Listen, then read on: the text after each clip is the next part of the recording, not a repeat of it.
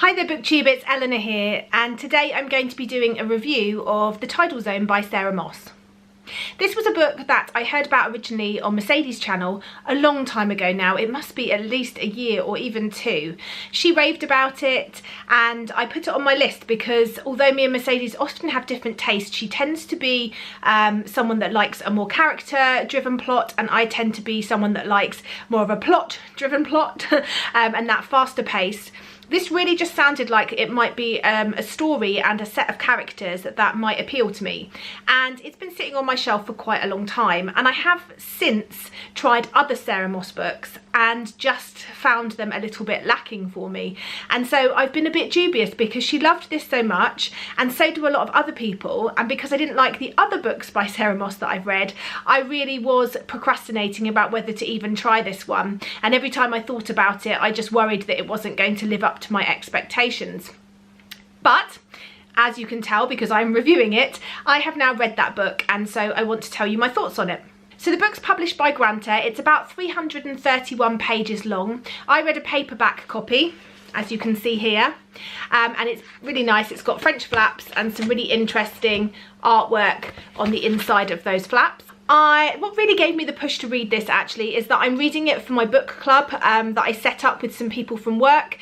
This came up as a book, I can't remember what the theme was. Oh, I think it was a medical theme, and I suggested this one because I knew it had a medical element to it, and so we're reading this, and that actually I think is what properly pushed me over the edge to try this, and I'm really pleased that I did.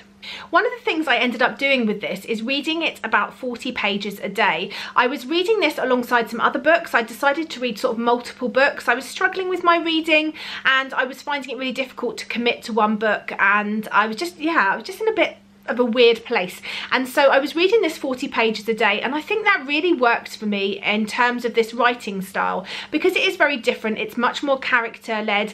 There isn't a whole lot of plot per se. It's really just getting inside the lives of these characters. That really worked for me, just reading it in those small chunks and allowing myself the rest of the evening and the next day to process before I started reading again. So before I tell you any more, let's talk about the plot of this book.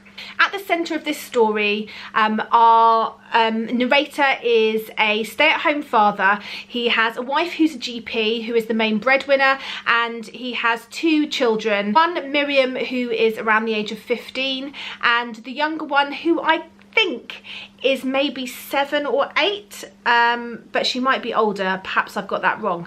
But they're a family of 4.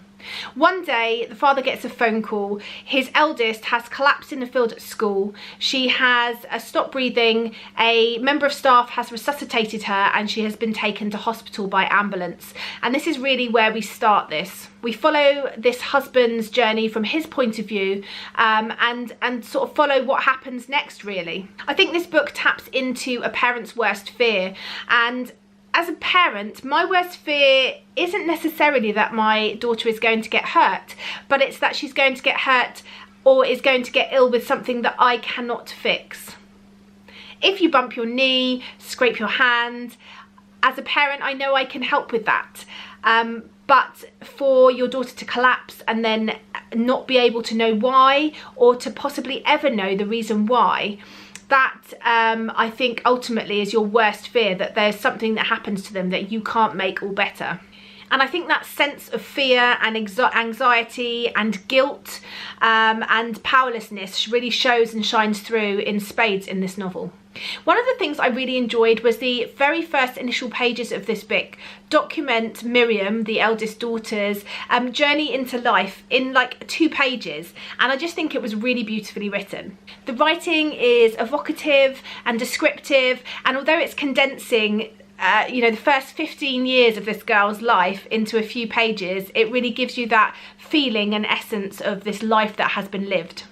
Another really positive thing I thought about this book was I really enjoyed seeing a family with a slightly different dynamic. We don't often hear about stories about house husbands, men that choose to stay at home while the wife goes out to work, and I think that is increasingly becoming more and more prevalent in today's society. It's not always the woman that stays at home now. Often men choose to stay at home while the wife goes off to work, and especially now where in the UK especially we have joint joint paternity leaves or maternity leaves. You can choose to take half maternity leave as the mum, and then the dad can take over and take half maternity leave, which I just think is really a great idea.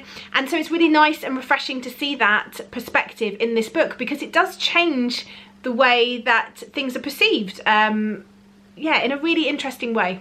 I think, you know, some of the things that we don't maybe realise is how men are treated that choose to stay at home, and sometimes that is projected onto them, and how that might make them feel this sort of prejudice, and the way that other mothers or other parents maybe at school at the drop-off or pickup might make someone feel like that, or make snap judgments.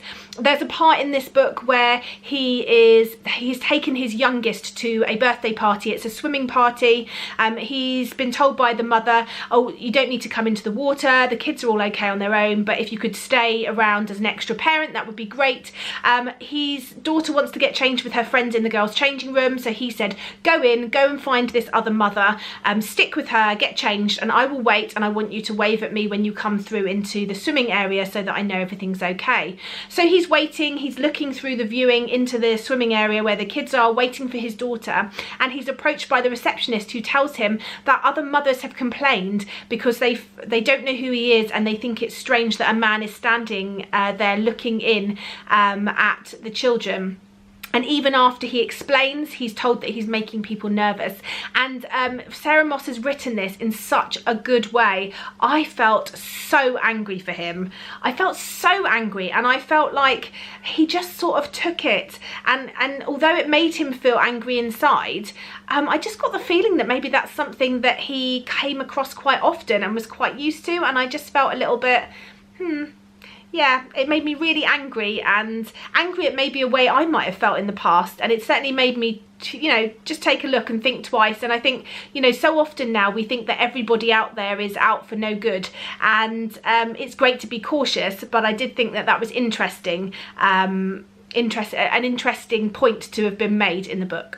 One of the things that meant that I couldn't give this book a 5-star read is there is interspersed into here chapters about Coventry Cathedral. Our main character does work part-time on a very loose basis as a lecturer, and he is involved in sort of architecture and looking at Coventry Cathedral. And I have to admit, after the first few instances of this coming through, I was bored, and I generally skimmed those chapters. They were often only a few pages long, but I was so bored and I didn't feel I added anything to the story that often I would just bypass those. So unfortunately that meant that it did drop down to 4 stars because of that.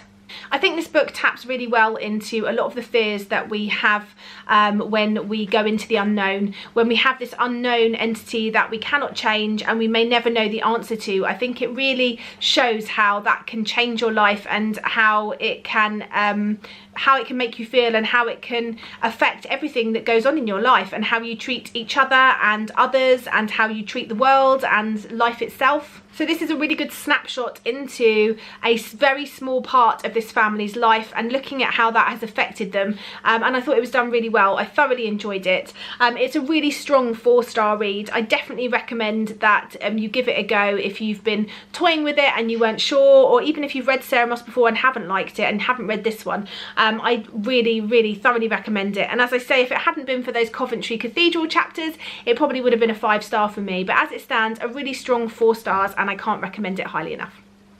Anyway, that's it from me, and I look forward to speaking to you soon. Bye for now, BookTube.